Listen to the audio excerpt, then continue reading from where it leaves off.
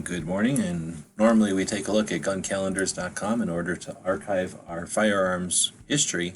Today, though, we're just making fun of communists. So today is April 22nd, and some people call this Earth Day. So I used to be a big fan of Earth Day when I was a little hippie, but now that I've grown up and become calloused over and cynical about everything, I did a little research, and it turns out that Earth Day is communist. So look it up if you don't believe me, and let me know if I'm wrong.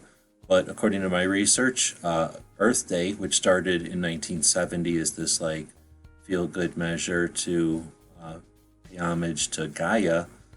Turns out it started in 1920 as a communist day of volunteerism, a cleaning up in devotion to the state. So Earth Day, or Subbotnik, or whatever they say it, Subbotnik in communism. So normally we look at guns and freedom and all the stuff that firearms represent, but every once in a while we got to remember how horrible it would have been if communism reached into freedom, ruined it. Thanks for watching. Thanks for being free. Thanks to our Patreons. Bunch of capitalists letting us do this kind of stuff with your money.